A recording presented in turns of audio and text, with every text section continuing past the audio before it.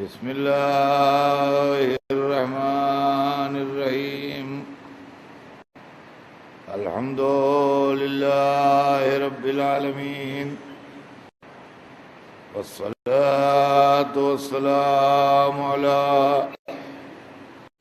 سیدنا و شفیعنا بالقاسم محمد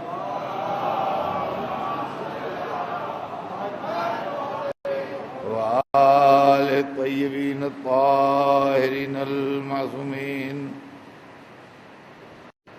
ولعنۃ اللہ علی اعدائہم اجمعین من یومنا ھذا الی یوم الدین اما بعد فقد قال اللہ سبحانہ تبارک وتعالی فی کتابہ المبین وهو أصدق الصادقين لقد من الله على المؤمنين إذ بعث فيهم رسولا من أنفسهم يتلو عليهم آياته ويزكيهم ويعلمهم الكتاب والحكمة وإن كانوا من قبل لفي ضلال مبين صلوات بھیجنے ہیں محمد.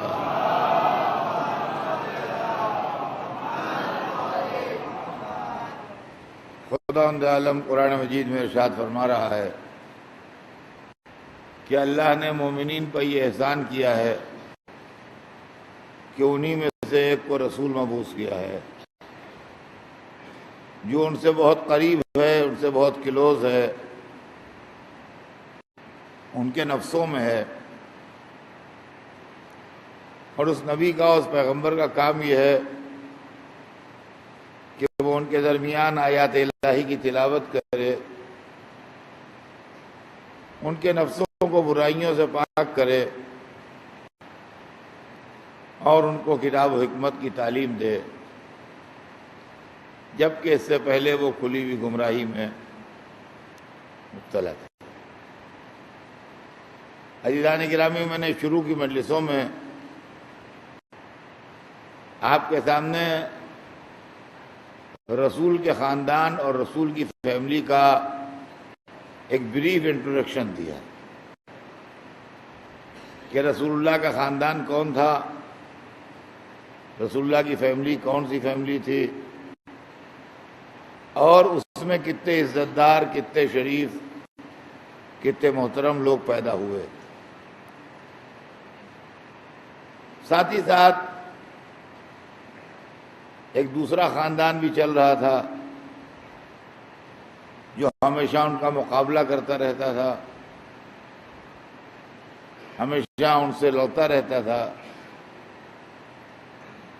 اس کا بھی ایک بریف انٹروڈکشن میں نے آپ کو دیا. اسلام کی پوری تاریخ میں سارا جھگڑا جو ہے وہ یہ بات سمجھنے کی ہے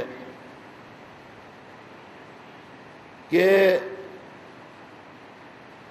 مذہب کو اگر مذہب کی طرح سمجھا جائے تو دنیا میں کوئی جھگڑا کبھی نہ ہو. مذہب ہمیشہ استعمال ہوتا ہے لوگوں کے سیاسی، ذاتی، شخصی فائدوں کو حاصل کرنے کے لیے. نتیجہ یہ ہوتا ہے کہ کہنے کو نام مذہب کا ہوتا ہے، اصلیت میں وہ مذہب نہیں ہوتا ہے. اللہ نے قرآن مجید میں رسول کے بھیجنے کا مشن جو بتایا ہے اس میں کہیں سے کہیں تک اقتدار یا دولت اس کا ذکر نہیں ہے. وہ 4 چیزیں ہیں جو بتائی گئی ہیں. یہ ہدایت کا ایک پروسیس ہے اور انسان کو انسان بنانے کا ایک پروسیجر ہے جس سے انسان ایک مکمل انسان اور پرفیکٹ انسان بن جائے. یتلو علیہم آیاتہ، پیغمبر کا کام ایک یہ ہے کہ وہ لوگوں کے درمیان اللہ کی آیتوں کی تلاوت کرے، اللہ کی آیتیں پڑھے۔ ظاہر ہے کہ اللہ کی آیتیں کیا ہیں، پہلے یہ سمجھیے۔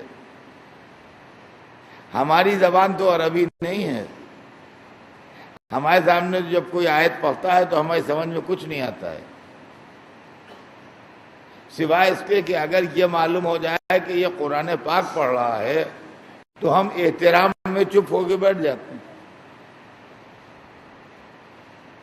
احترام میں سر جھکا کے خاموش ہو کے بیٹھ جاتے ہیں۔ اگر ہم ہنس رہے ہیں، مذاق کر رہے ہیں، کچھ کر رہے ہیں، ان کا نہیں قرآن پڑھ رہے ہیں، سر جھکا کے بیٹھ گئے۔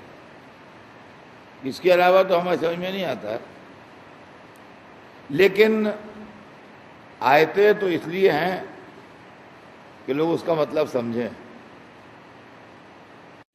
اور اس کو غور کریں۔ بدنصیبی سے مذہب کے انٹرپریٹیشن بگڑے ہمیشہ۔ قرآن کتاب علم ہے، کتاب زندگی ہے، اس کے اندر زندگی گزارنے کی حقیقتیں بیان ہوئی ہیں، اس کے اندر قوموں کے عروج و زوال کی داستانیں بیان ہوئی ہیں، اس کے اندر وہ راستے بتائے گئے ہیں کہ کس طریقے سے آپ اللہ کی نعمتیں حاصل کر سکتے ہیں اور کس طریقے سے آپ اللہ کے غضب سے اپنے کو دور کر سکتے ہیں۔ لیکن ہمارے پاس قرآن مجید کی سب سے عمدہ ڈیفینیشن یہ ہے کہ جو جتنا تیز پڑھے وہ اتنا اچھا ہے، جبکہ کتاب تیز پڑھنا اچھا نہیں ہے، کتاب سلو پڑھنا اچھا ہے۔ اس لیے کہ جتنا تیز پڑھیے گا اتنا کم سمجھ میں آئے گی، جتنا سلو پڑھیے گا اتنا زیادہ سمجھ میں آئے گی۔ لیکن بات اگر سمجھنے کی نہ ہو، خالی ٹیکسٹ ریڈنگ کی بات ہو تو ٹھیک ہے، جتنا تیز پڑھے اتنا اچھا ہے۔ تو قرآن مجید کو لوگوں نے سمجھا نہیں، خالی پڑھنے پر دھیان دیا۔ اور آج بھی مسلمانوں میں بہت سے لوگ ایسے موجود ہیں جن کو بائی ہارٹ قرآن یاد ہے، جو حافظ کہلاتے ہیں، لیکن ان سے آپ ایک آیت کا مطلب پوچھئے تو وہ آیت کا مطلب نہیں بتا دیں گے۔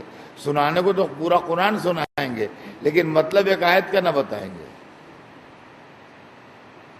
تو یتلو علیہم آیاتہ کا مطلب کیا ہے؟ یتلو علیہم آیاتہ کا مطلب یہ ہرگز نہیں ہے کہ ہم فارن لینگویج میں کوئی چیز کہہ کے نکل گئے جو کسی کی سمجھ میں نہیں آئی۔ مطلب یہ ہے کہ جو بات کہی جا رہی ہے وہ سمجھی جائے، اور اگر سمجھیے گا تو اس میں علم ہے، اگر سمجھیے گا تو اس میں حکمت ہے، اگر سمجھیے گا تو اس میں اخلاق ہے، اگر سمجھیے گا تو اس میں انسانیت ہے، اگر سمجھیے گا تو اس میں شرافت ہے، اگر سمجھیے گا تو اس میں کامیابی کے راز ہیں، اگر سمجھیے گا تو اس میں زندہ رہنے کے گر ہیں۔ تو آپ سمجھیے کہ یتلو علیہم آیاتہ کیا ہے۔ ہم نے جلدی سے آیت پڑھ دی اور آگے بڑھ گئے، یتلو علیہم آیاتہ نہیں۔ آپ یہ سمجھ لیجئے کہ جب گرمیاں آتی ہیں اور سورج چمکتا ہے، ہوا گرم چلتی ہے تو زمین سوکھ جاتی ہے، خشک ہو جاتی ہے۔ آپ کی طرف مہاراشٹرا میں، بمبئی میں نہیں آپ کو دکھائی دے گا، اندر جا کے دیکھیے، یا ہماری طرف یو پی میں آئیے تو آپ کو دکھائی دے گا کہ مئی اور جون کے زمانے میں زمین چٹک جاتی ہے، اس کے اندر دراریں پڑ جاتی ہیں، اس لیے کہ اس کے اندر جتنی نمی ہے، جتنا پانی کا اثر ہے وہ کم ہو جاتا ہے۔ اس کے بعد پھر موسم بدلتا ہے اور گھٹائیں آتی ہیں اور بادل برستے ہیں۔ جب بادل برستے ہیں اور زمین پر پانی بہتا ہے تو زمین کے اندر پھر زندگی پیدا ہو جاتی ہے، اور وہ زمین اس قابل ہو جاتی ہے کہ اس کے اندر دانہ ڈالا جائے تو اگے۔ عزیزان گرامی، یتلو علیہم آیاتہ ہی یہی چیز ہے۔ جہالت کی دھوپ میں ذہنوں کی زمین تپ رہی تھی، وہ کوئی چیز ایکسپٹ کرنے کے لیے تیار نہیں تھے، ان کی سمجھ میں کوئی بات نہیں آ رہی تھی۔ رسول کا پہلا کام یہ ہے کہ یتلو علیہم آیات ہی، وہ آیات الہی کی تلاوت کرے۔ آیات الہی کی تلاوت جو ہے یہ سمجھ لیجئے کہ ذہنوں کی زمینوں پر بارش کرم ہے۔ جیسے پانی برس رہا ہے کہیں تو وہ زمینیں جو سوکھ گئی ہیں جب ان پر پانی برسے گا تو زمینیں خود بخود تر ہو جائیں۔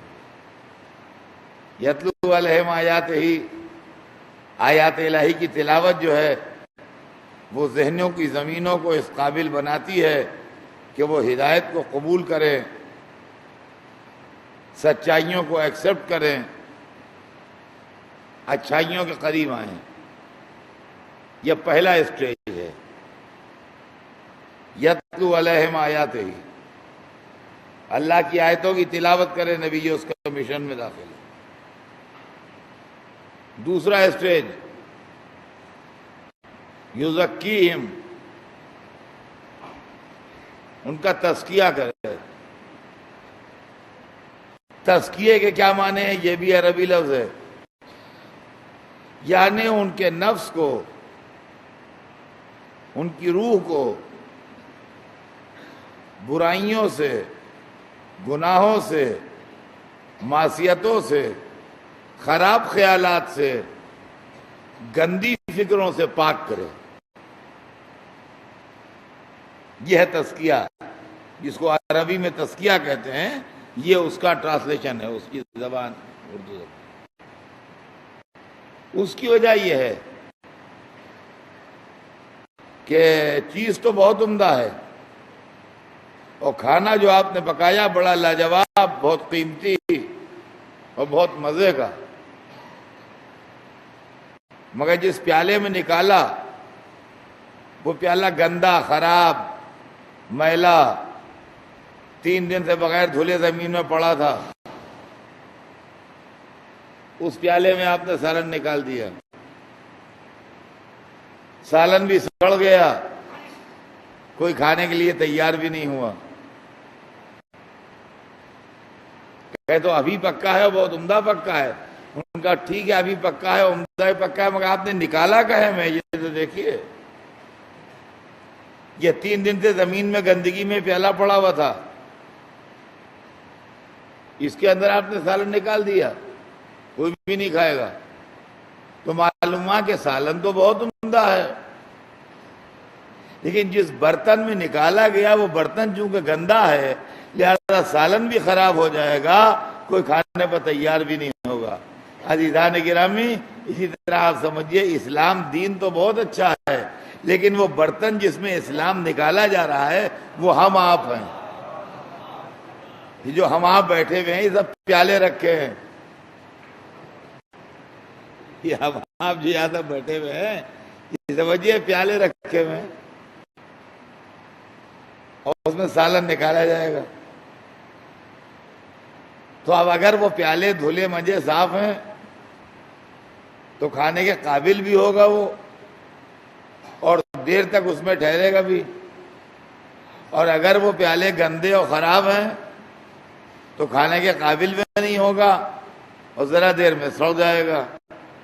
تو یتلو علیہم آیات ہی ویزکیہم، آیات الہی کی تلاوت کرے اور ان کے نفسوں کو برائیوں سے، گناہوں سے، گندگیوں سے پاک کرے۔ آیات الہی کا مطلب ہے اللہ کی نشانیاں، اللہ کی باتیں، ایسی چیزیں جن کو دیکھ کے اللہ یاد آئے. آیات الہی سے مراد صرف وہ آیتیں نہیں ہیں جو قرآن میں لکھی ہیں. آیات الہی سے مراد وہ آیتیں نہیں ہیں صرف جو قرآن میں لکھی ہیں، وہ بھی آیت ہیں، بے شک ہیں، لیکن اس کے علاوہ بھی آیات الہی ہیں. کہتے ہوں آفاق و انفس میں اللہ کی آیتیں پاؤ گے. تو ہم کوئی جنگل دیکھتے ہیں، میدان دیکھتے ہیں، علاقہ دیکھتے ہیں، انسانوں کو دیکھتے ہیں، تو ہم کو اس کے اندر اللہ کی نشانیاں ملتی ہیں. یہ آیات الہی ہے. یہ کوئی ضروری نہیں کہ جب ہم قرآن کھولیں جب ہی آیت ملے گی. نہیں، اللہ کی قدرت کے کرشمے پہاڑوں میں، دریاؤں میں، صحراؤں میں، شہروں میں، میدانوں میں ہر جگہ نظر آتے ہیں. سرور کائنات نے جو اپنی 40 سالہ زندگی گزاری ہے اعلان اسلام سے پہلے، یہ یتلو علیہم آیاتہ ویزکیہم کی تشریح تھی.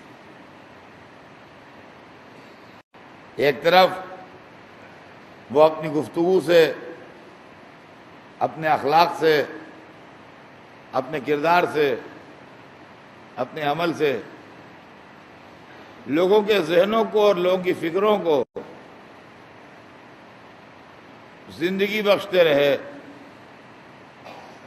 اور دوسری طرف اپنے کردار سے، اپنے عمل سے، اپنی سیرت سے انسانوں کے نفسوں کو برائیوں سے اور گناہوں سے پاک کر.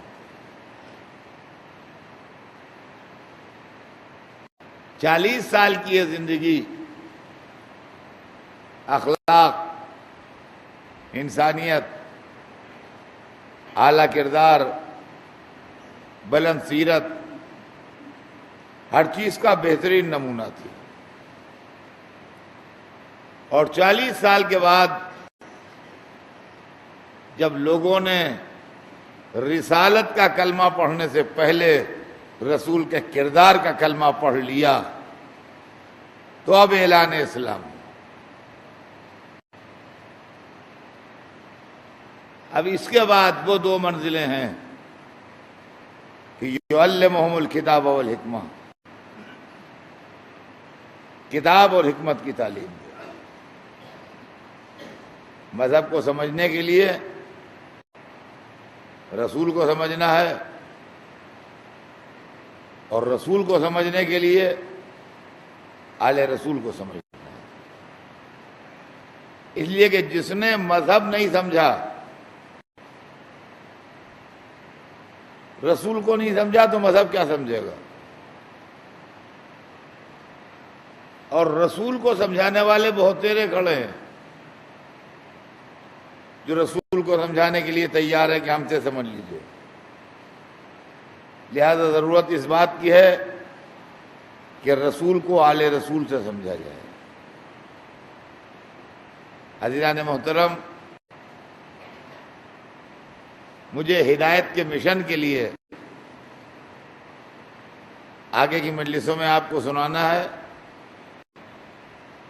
لیکن میں آپ سے یہ ضرور عرض کر دوں کہ اس مشن کو سمجھنے کے لیے اسلام کی تاریخ کی وہ پیچیدگی آپ کو سمجھنا پڑے گی جو بنی امیہ اور بنی عباس نے پیدا کی تھی. اس لیے کہ کل جو میں نے آپ کو ایک بات سنائی تھی جس کے بعد مجلس ختم کر دی تھی، وہ یہ تھی کہ جب لشکر اسلام کو مسلمان نے دیکھا تو کہا یہ نبوت ہے، اور جب لشکر اسلام کو کافر نے دیکھا تو کہا یہ حکومت. لہذا مسلمانوں میں 2 طرح کے کانسیپٹ کے لوگ ڈیولپ ہوئے. ایک وہ جو حکومت کا کانسیپٹ لے کے ڈیولپ ہو رہے تھے، اور دوسرے وہ جو نبوت کا کانسیپٹ لے کے ڈیولپ. سینکڑوں چیزیں ایسی ہیں جو ہماری سمجھ میں اس لیے نہیں آتی ہیں کہ ہم 2 چیزوں کو ملا دیتے ہیں اور مکس کر دیتے ہیں. حکومت والا اسلام الگ ہے، نبوت والا اسلام الگ ہے. 1400 برس سے دونوں اسلام پیرلل چلے آ رہے ہیں. نبوت والا اسلام الگ چل رہا ہے، حکومت والا اسلام الگ چل رہا ہے. نبوت والا اسلام چل رہا ہے اماموں کی نگرانی میں، حکومت والا اسلام چل رہا ہے بادشاہوں کی نگرانی میں. سمجھے آپ؟ یہ دو اسلام الگ الگ چل رہے ہیں. اب ہوتا کیا ہے؟ ہوتا یہ ہے کہ بعض وقت ہمارے اپنے بچوں کو کنفیوژن ہوتا ہے اور وہ سوال کرتے ہیں، اطہر صاحب یہ سمجھ میں نہیں آتا، مولا علی جب شیر خدا تھے تو انہوں نے تلوار کیوں نہیں نکال لی؟ یہ سمجھ میں نہیں آتا کہ امام حسن کے بعد جب اتنی بڑی حکومت تھی تو انہوں نے صلح کیوں کر لی؟ یہ سمجھ میں نہیں آتا کہ حسین جب اتنے بڑے دشمن سے لڑنے کے لیے نکلے تھے تو وہ 72 آدمی لے کے کیوں چلے گئے؟ اس طرح کے کوئسچن آتے ہیں. دوسری طرف پلٹ کے ایک کوئسچن اور آتا ہے، وہ بھی سنیے. ہاں ارے جب قرآن اور حدیث موجود ہے اور رسول اللہ نے فرمایا کہ فاطمہ میرا ٹکڑا ہے، جس نے اس کو ایذا دی اس نے اس کو ایذا دی، تو کیسے لوگ تھے جنہوں نے جناب سیدہ کو ایذا دی؟ جب رسول اللہ نے فرمایا اور ہر ایک نے اس حدیث کو مانا کہ حسین مجھ سے اور میں حسین سے ہوں، تو کیسے ظالم تھے جنہوں نے امام حسین کو شہید کر دیا؟ ارے جب انہوں نے ممبر پر ہزاروں کے مجمع میں بیٹھ کے کہہ دیا کہ من کنتو مولا ہو فہذا علی مولا، جس کا میں مولا ہوں اس کے علی مولا، تو کیسے لوگ تھے جنہوں نے نہیں مانا؟ آپ کنفیوز ہو رہے ہیں. آپ حکومت والے اسلام کو مذہب والے اسلام میں لا کے دیکھ رہے ہیں، مذہب والے اسلام کو حکومت والے اسلام میں لا کے دیکھ رہے ہیں. دو اسلام الگ الگ ہیں. مذہب والا الگ ہے، حکومت والا الگ ہے. مذہب والے اسلام میں آخرت پیش نظر ہے، دنیا سے مطلب نہیں ہے. حکومت والے اسلام میں دنیا پیش نظر ہے، آخرت سے مطلب نہیں ہے. دیکھیے نماز ہے، نمازیں دو طرح کی ہوتی ہیں. ایک ہے ریلیجس نماز، ایک ہے پولیٹیکل نماز. اب یہ پولیٹیکل نماز کیسے ہوتی ہے؟ ریلیجس نماز وہ ہے جو اس مسجد میں پڑھی جاتی ہے کہ نماز پڑھنے والا یہ خیال رکھے کہ اس کا جسم پاک ہے کہ نہیں، اس کے کپڑے پاک ہیں کہ نہیں، وضو کیے ہوئے ہے یا نہیں، قبلے کی طرف رخ ہے کہ نہیں، جہاں نماز پڑھ رہا ہے وہ غصبی جگہ تو نہیں ہے. یہ ساری کنسیڈریشن ہوتے ہیں نماز میں. کون سی نماز میں؟ جو اللہ کے لیے پڑھی جائے. ہم ہیں پولیٹیکل آدمی، نیتا ہیں، مسلمان ووٹ کنٹرول کرتے ہیں الیکشن میں. ہم کسی کلب میں بیٹھے کھا پی رہے تھے، وہاں اطلاع ملی کہ فلاں میدان میں اس وقت مسلمانوں کی بہت بڑی نماز ہو رہی ہے اور سارے ہندوستان میں ٹی وی اس کو کوریج دے گا. وہاں سے دیوانوں کی طرح بھاگے ہوئے آئے تو ٹریفک میں بھیڑ بھاڑ میں دیر ہو گئی. وہاں پیش نماز مصلی پر پہنچ چکا تھا، جماعت کھڑی ہو گئی تھی. گھسپل کے پہلی صف میں کھڑے ہو گئے جا کے ایسے اینگل سے کہ تصویر ٹی وی میں آئے. اب جو ہمارے ساتھ آیا تھا وہ حیرت کر رہا ہے، ہمیں تو بغیر وضو کی نماز پڑھے لے رہے ہیں، ہمیں تو سر سے پیر تک نجس ہیں نماز پڑھے رہے ہیں، ہمیں تو کلب میں نہ جانے کیا کیا کھا پی رہے تھے نماز پڑھے رہے ہیں. ہمیں کیسے آدمی ہیں؟ ارے آپ تعجب نہ کیجئے، وہ ریلیجس نماز ہو ہی نہیں رہی ہے، وہ الیکشن کے لیے ہو رہی ہے، خدا کے لیے نہیں ہو رہی ہے. آپ خواہ کے لیے پریشان ہیں. تو اب جو لوگ کہتے ہیں ارے رسول نے کہہ دیا نہیں مانا، قرآن نے کہا نہیں ماننا، آیت موجود ہے نہیں ماننا. ارے کیسی آیت، کیسا رسول، کیسا قرآن، کیسا خدا؟ جس میں پاور ملتا ہے وہ ٹھیک ہے، جس میں پاور نہیں ملتا غلط ہے. یہ ہے اسلام؟ یہ آپ سوچے ہی نا، رہ گیا ہے کہ رسول رسول جو کرتے ہیں لوگ، یہ نعرہ پولیٹیکل ہے، یہ نعرہ پولیٹیکل ہے. یہ نعرہ ہٹا دیں گے تو کچھ نہیں رہ جائے گا ان کے پاس، لہذا یہ نعرہ تو رہنا ہی رہنا ہے. جیسے کسی فرم کی کسی چیز کی کوئی دوا مان لیجئے مشہور ہے، اس کا مونوگرام بنا ہوا ہے، سب بنا ہوا ہے، ایمبولم بنا ہے اس کا، تو ہم نے جعلی بنا لی، وہ سیم ویسی پیکنگ ویکنگ سب ویسی ہے، مال وہ تھوڑی ہے، مال اس کے اندر دوسرا ہے، اوپر سے دیکھنے میں وہی ہے. اب آپ کہیں یہ ایمبولم کیوں لگائے ہوئے ہو، تو وہ ہٹا دیں گے تو مال بکے گا نہیں نا. لہذا لا الہ الا اللہ محمد رسول اللہ کا ایمبولم ہٹ جائے گا تو مال سیل کہاں ہوگا، وہ تو لگا رہے گا، اندر سے مال بدل دیں گے. تو عزیزان گرامی، تاریخ کے اندر یہ بنی امیہ اور بنی ہاشم کی کنٹروورسی جو ہے، اس کو آپ سمجھیے کیا ہے. جن لوگوں نے تمام زندگی رسول اللہ کی مخالفت کی، جو لشکر لے لے کے گئے، جنہوں نے فساد کیے، جن کے لوگ مارے گئے، جو بتوں کی طرف سے جان دے دی جن لوگوں نے، رسول کی آنکھ بند ہوتے ہی سب سے پہلا مشن رسول کی زندگی میں ان کا یہ تھا کہ کس طرح پاور کو کیپچر کرنا. یہ آپ کے مذہب کی تاریخ ہے، آپ کے دین کی تاریخ ہے، آپ کے عقائد کی تاریخ ہے. رسول کی زندگی میں حکومت کے طلبگاروں کی پارٹی اتنی طاقت بڑھ گئی تھی کہ رسول اللہ کی زندگی کے چراغ کو بجھانے کی کوشش کی. میرے پاس تاریخ کے یہاں سے وہاں تک ثبوت ہے کہ وہ لوگ جنہوں نے اسلام کو حکومت سمجھا تھا، وہ رسول اللہ کی زندگی کا چراغ بجھانے کے لیے کوشش کر رہے تھے. پہلی کوشش اس وقت ہوئی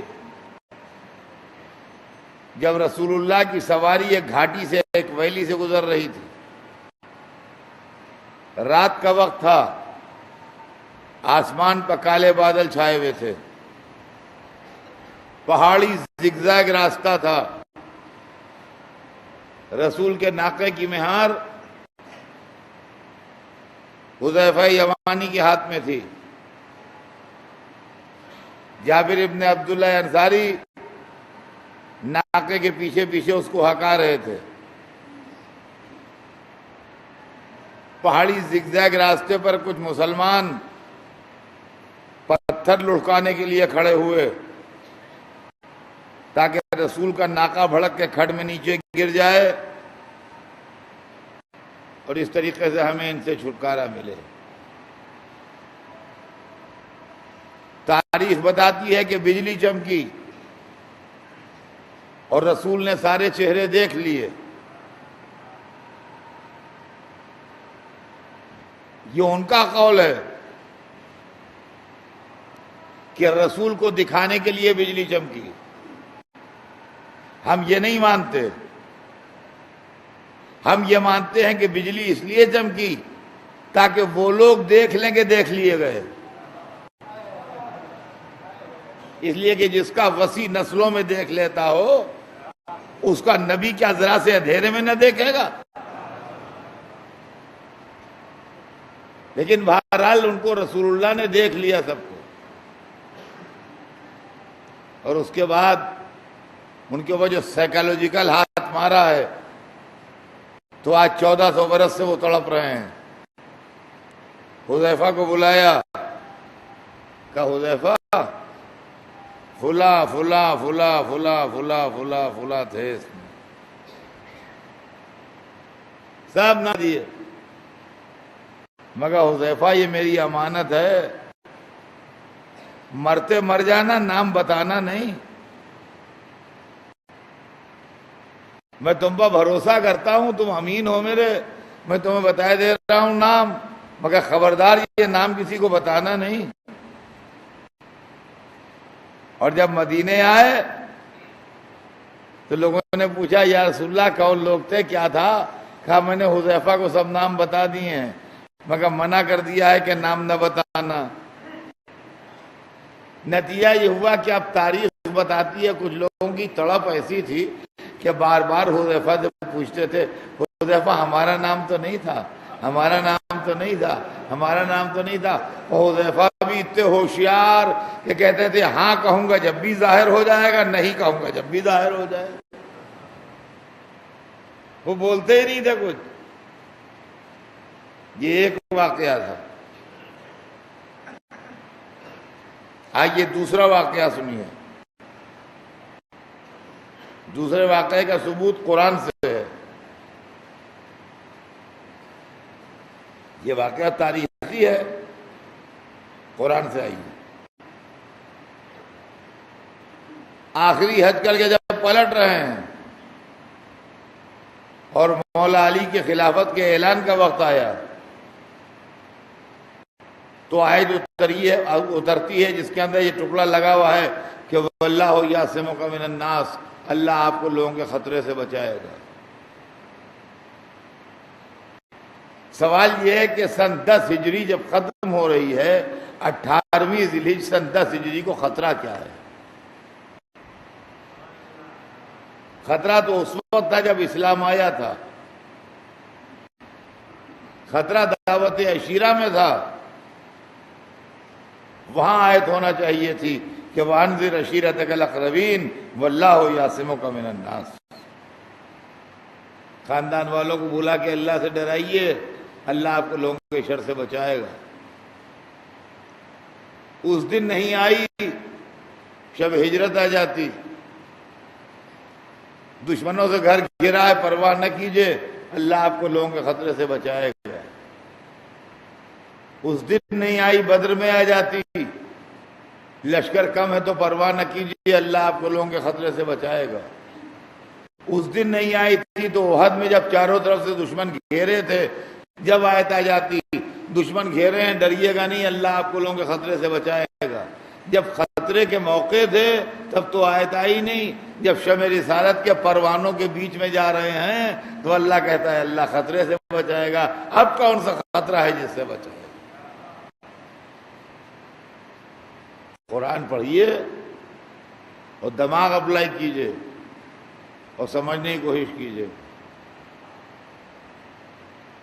ہر آدمی کے 3 اسٹار لگے ہیں،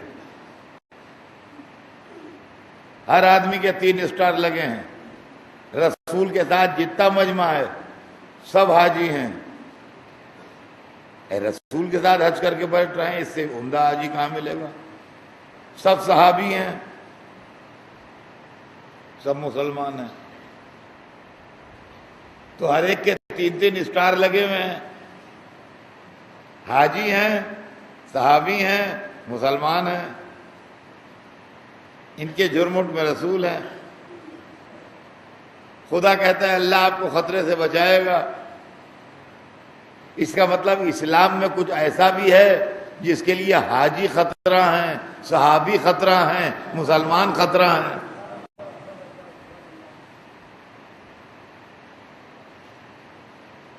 یہ خطرہ سمجھ میں نہ آتا کسی کی،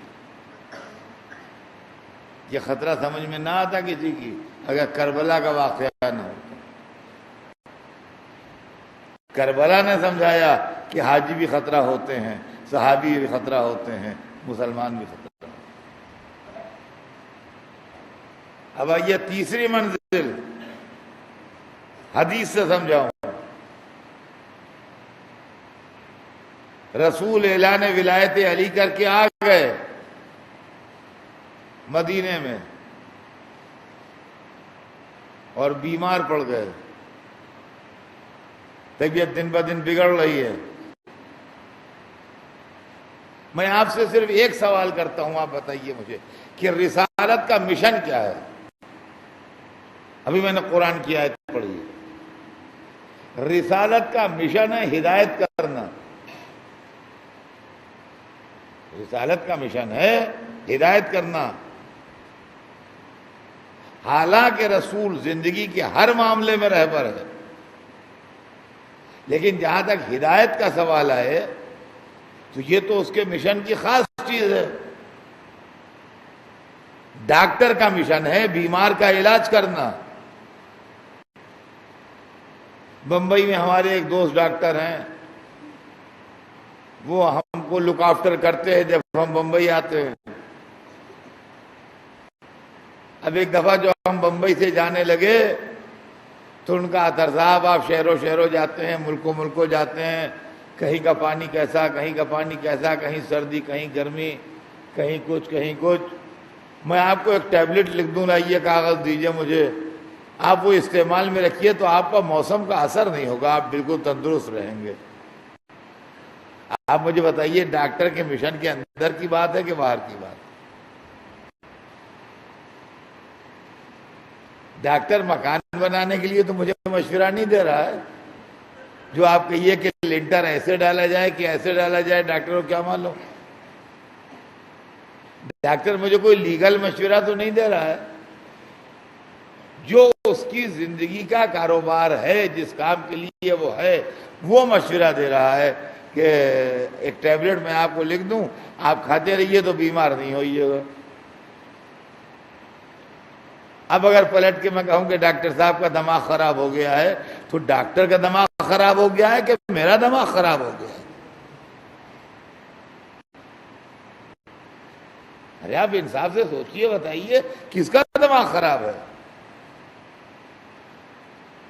ڈاکٹر کہتا ہے کہ لائیے میں آپ کو ٹیبلٹ لکھ دوں، آپ بیمار نہیں ہوں گے، اس کو کھاتے رہیے.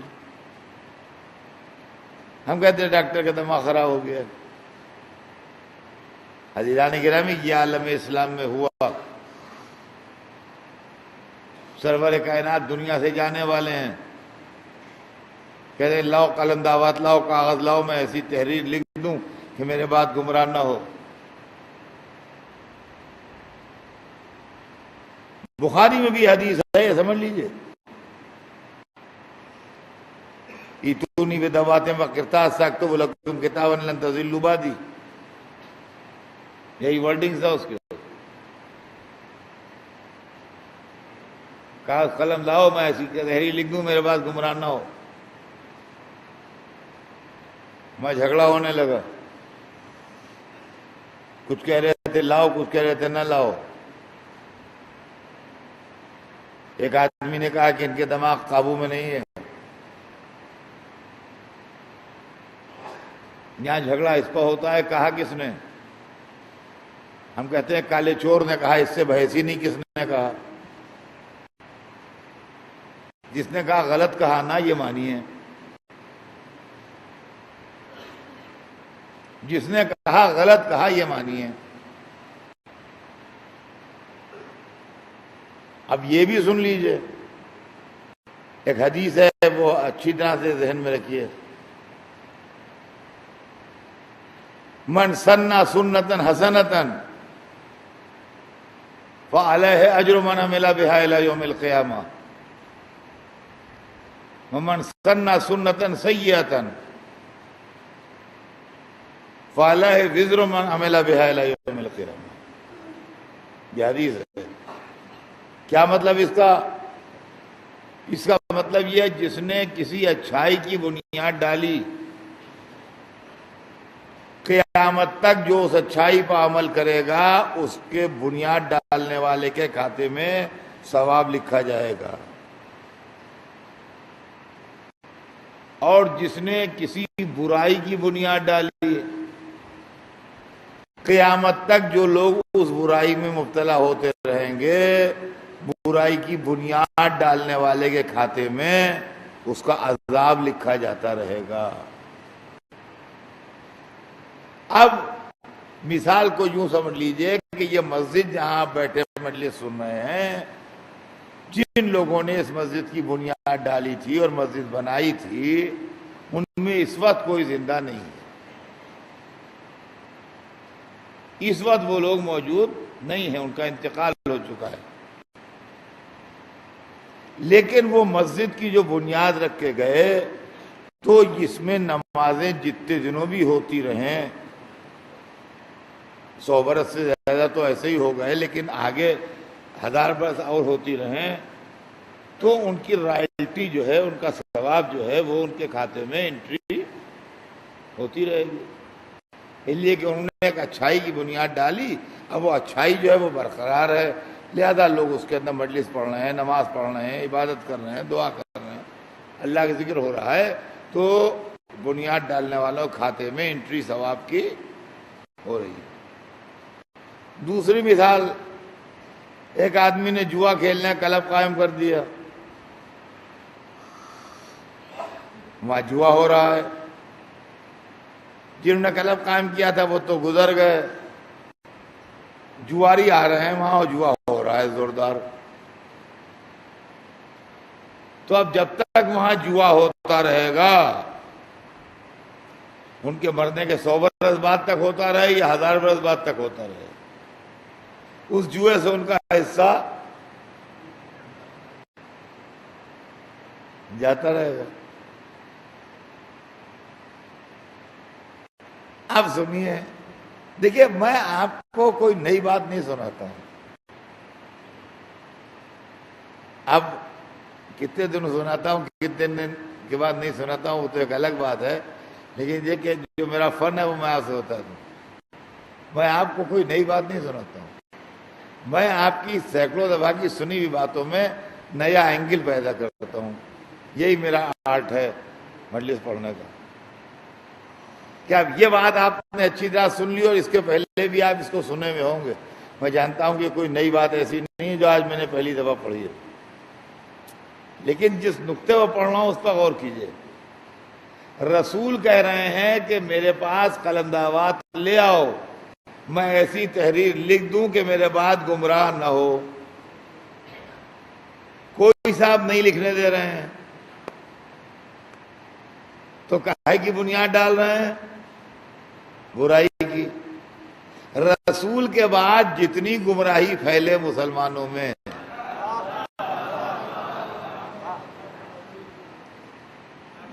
ارے آپ صراط مستقیم پائے ہم ہی گمراہ ہیں، مگر ہمیں گمراہ تو آپ نے کیا ہے۔ صلوات بھیجتے ہیں محمد۔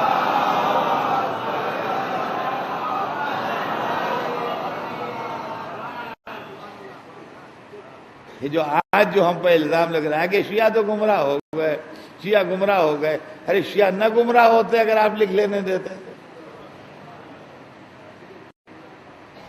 اگر آپ لکھ لینے دیتے تو شیعہ نہ گمراہ ہوتے، وہ بیچارے راہ راست پر رہتے۔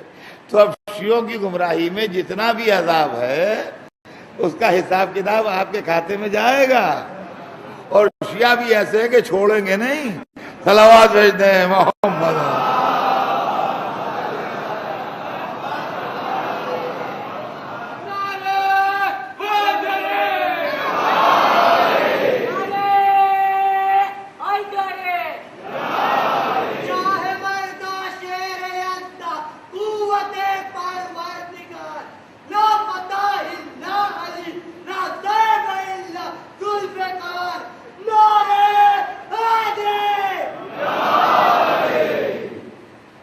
تو عزیزان گرامی، تاریخ سے، قرآن سے، حدیث سے، ہر چیز سے یہ بات سمجھ میں آتی ہے کہ وہ گروپ اتنا طاقتور تھا۔ اب یہاں پر اکثر و بیشتر لوگ کہتے ہیں مولا علی نے کیوں نہ لکھوا لیا؟ آپ وہاں بیٹھے ہوتے تو آپ کو اندازہ ہوتا، مولا علی اگر لکھوانا چاہتے نا تو رسول اللہ بھی قتل ہو جاتے، مولا علی بھی قتل ہو جاتے، اور الزام مولا علی کے سر رکھا جاتا۔ یہ آپ نہ سمجھئے کہ مولا علی کے جان کوئی ان کو پیاری تھی یا رسول اللہ کی جان ان کو پیاری تھی۔ اتنا بڑا غلبہ ہوتا، اتنی تلواریں چلتی وہاں کہ معلوم ہے کہ یہ بھی قتل ہو گئے، وہ بھی قتل ہو گئے، وہ بھی قتل ہو گئے، لہذا یہ الزام دینا کہ مولا علی نے کیوں نہ لکھوا لیا۔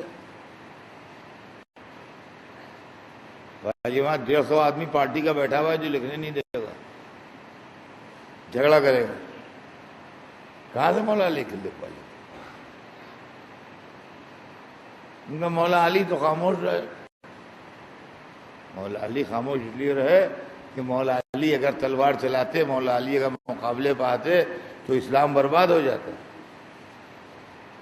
اس کی وجہ ہے، اس کی وجہ وہی مشہور واقعہ ہے جو مولا علی کے زمانے میں ہوا تھا کہ وہ 2 عورتیں ایک لڑکے کے لیے لوٹی ہوئی آئی نہیں کہ ہمارا ہے. پہلے سمجھایا بہت، وہ نہیں مانی،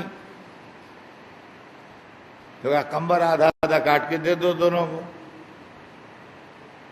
بھائی ایک نے وڈرا کر لیا، کہا اسی کا ہے میرا نہیں ہے.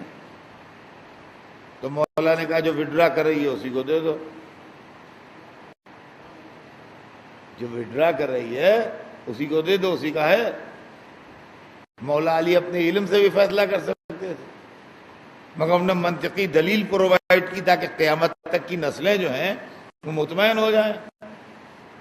کا دلیل یہ ہے کہ اسی کا ہے، اس کو محبت ہے، مانتا ہے، اس پر کوئی اثر نہیں، چاہے کاٹ دیا جائے چاہے پیٹ دیا جائے. تو عزیزان گرامی وہی معاملہ مولا علی کا تھا کہ اسلام وہاں کاٹ کے 2 ٹکڑوں میں بانٹ دیا جاتا اور مولا علی دیکھتے رہتے. تو کہا ٹھیک ہے بھیا تم ہی لے جاؤ. اب رہ گیا ان کا شیر خدا تھے، تلوار نہیں نکالی.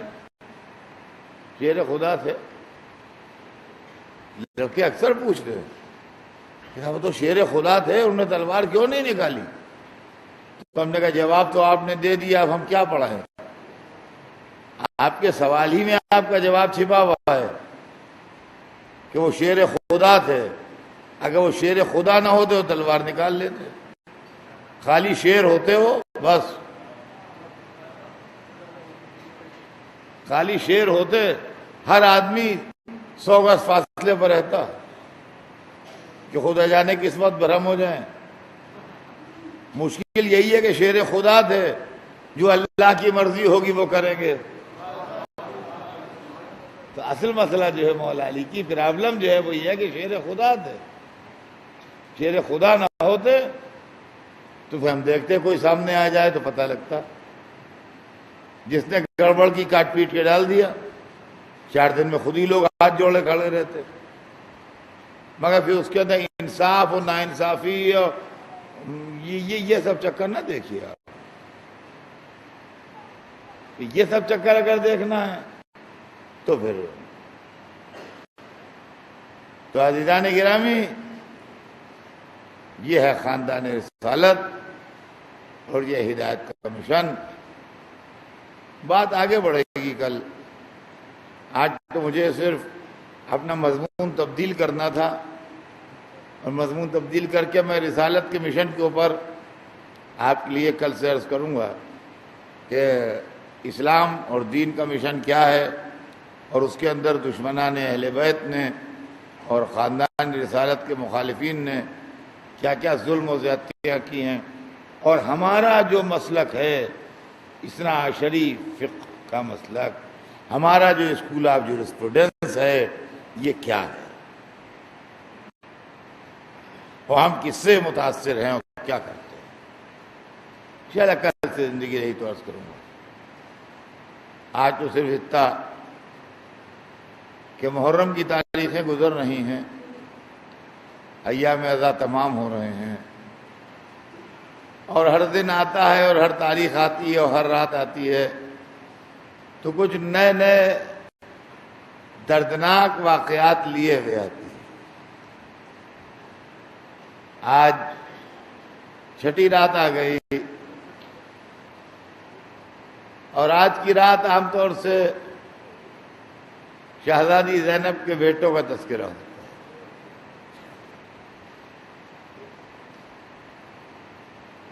عجیب و غریب مسئلہ ہے. زینب کے لال ننیال اور ددیال دونوں کی طرف سے بے مثال تھے. جن کے نانا حیدر کرار تھے، جن کے دادا جعفر طیار تھے. نانا نے بھی شہادت کا جام پیا اور دادا نے بھی شہادت کا انتظام کیا۔ جنگ موتا میں حضرت جعفر شہید ہوئے اور مسجد کوفہ میں حضرت علی شہید ہوئے۔ معلومہ زینب کے لاڈلوں کو دنیال اور ددیال دونوں طرف سے شہادت کا حصہ ملا۔ یہ شہادت کے ورثہ دار ادھر سے بھی تھے، شہادت کے ورثہ دار ادھر سے بھی تھے، دونوں طرف سے ان کے ورثے میں شہادت آئی تھی۔ حضرت عبداللہ ابن جعفر کے متعلق تاریخ میں لکھا ہے کہ امام حسین پر قربان تھے اور جب امام چلے ہیں مکے سے تو باوجود اس کے کہ بیمار تھے مگر ایک منزل تک آئے ساتھ۔ ایک منزل کے بعد امام نے ان سے کہا کہ میں آپ کو حکم دیتا ہوں کہ آپ پلٹ جائیں۔ پہلے امام اصرار کرتے رہے ان سے مگر وہ حکم امامت نہیں تھا، وہ ایک رشتہ داری اور خاندانی جو معاملہ ہوتا ہے اس کے حساب سے فرما رہے تھے کہ آپ زحمت نہ کریں، آپ زحمت نہ کریں۔ لیکن جب وہ ایک منزل تک آ گئے تو فرمایا کہ میں آپ کو حکم دیتا ہوں آپ پلٹ جائیں۔ اب ظاہر ہے کہ جب امام نے حکم دے دیا تو اب اس کا مطلب یہ کہ خدا رسول نے حکم دیا، اب اس نے کوئی گنجائش انکار کیا اس کی کچھ نہیں۔ کہا اچھا ٹھیک ہے آپ کا حکم ہے تو سراخوں پر آپ کے حکم کی اطاعت ہوگی، میرے دونوں بیٹے ہیں ان کو لیتے جائیے۔ اور عزیزان گرامی دونوں بیٹوں کو حسین کے حوالے کیا۔ یہ گھرانہ اور نہ جانتا ہو کہ کیا ہونے والا ہے یہ ہم سمجھتے نہیں، یہ بات ہماری عقل میں آنے والی نہیں ہے۔ یہ سب جانتے تھے کہ کیا ہونے والا ہے، کیا نہیں۔ کہ ان کو لیتے جائیے۔ دونوں شہزادے امام کے ساتھ چلے اور تاریخ بتاتی ہے جب عاشور کا دن آیا اور شہادت کی بارگاہ سجی تو سب سے پہلے دوستوں نے اپنی قربانی دی۔ کربلا کے میدان میں جب تک نماز ظہر ہوئی ہے اس وقت تک حسین کے دوست زندہ تھے۔ نماز ظہر تک دوستوں نے اپنی قربانی دی۔ جب ظہر کی نماز تمام ہو گئی اور ظہر کا وقت تھوڑا گزر گیا تو اب عزیزوں کی باری آئی۔ عزیزوں میں بھی عجب ڈسپلن تھا۔ سب سے پہلے جو قربانی کے لیے آگے بڑھے وہ عقیل کی اولاد تھی، حضرت مسلم کے بیٹے اور حضرت عقیل کے بیٹے، حضرت مسلم کے بھتیجے، حضرت عقیل کے پوتے اور بیٹے یہ میدان میں آئے۔ اور آپ یقین مانیے کہ عقیل کا بہت خون کربلا کے میدان میں ہے۔ 4 بیٹے تو صرف حضرت مسلم کے کام آئے ہیں کربلا میں، قطع نظر اس کے کہ حضرت مسلم شہید ہوئے مگر 4 بیٹے حضرت مسلم کے شہید ہوئے۔ 2 جوانی کی سرحدیں چھو رہے تھے، وہ امام علی مقام کے ساتھ تھے اور وہ کربلا کے میدان میں لڑے اور لڑکے جہاد کر کے شہید ہوئے۔ اور 2 بچے چھوٹے تھے جو حضرت مسلم کے ساتھ کوفے گئے تھے اور کوفے میں اپنے باپ سے بچھڑ گئے۔ یہ وہی 2 بچے تھے جن کو حارث ملعون نے شہید کیا ہے۔ اور عزیزان گرامی بعضی چیزیں ایسی ہیں میں آپ سے کیا عرض کروں، کچھ میرے دماغ میں خیالات آتے ہیں، میں کبھی اس کو مجلسوں میں پڑھ دیتا ہوں، کبھی مجلسوں میں نہیں پڑھتا ہوں۔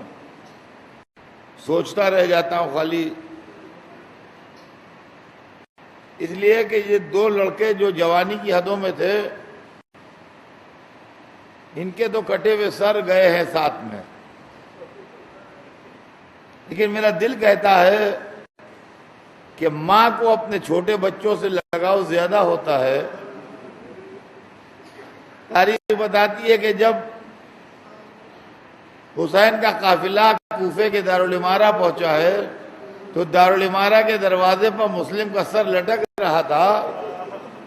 کتاب میں نگر نہیں ہے تو نہ صحیح، مگر میرا دل کہتا ہے کہ زوجہ مسلم نے سر دیکھ کے کہا ہوگا کہ جو بچے میرے حوالے کیے تھے ان کے سر لائی ہوں، جو بچے تمہارے حوالے تھے وہ کیا ہو گئے جن کا کوئی۔ سوچئے کیا حال ہوگا، سوچئے کیا حال ہوگا۔ آج وہ دونوں بچے بھی شہید ہو گئے راہ خدا میں، اور اسی طریقے سے جب اولاد عقیل شہید ہو چکی تو اولاد جعفر کی باری آئی۔ تاریخ بتاتی ہے اون و محمد مقتل میں گئے، جا کے داد شجاعت دی، اور زخموں سے جب چور ہو کے گرے ہیں تو ماموں مقتل میں پہنچے۔ کسی کی لاش کو حسین نے اٹھایا، کسی کی لاش کو علی اکبر و عباس نے اٹھایا۔ میں کہوں گا بی بی زینب، غلاموں کا پرسہ قبول کیجئے، آپ کے شہزادے کام آ گئے، یہ غلام آپ کو پرسہ دے رہے ہیں، ممکن ہے فرمائے مجھے پرسہ نہ دو، میری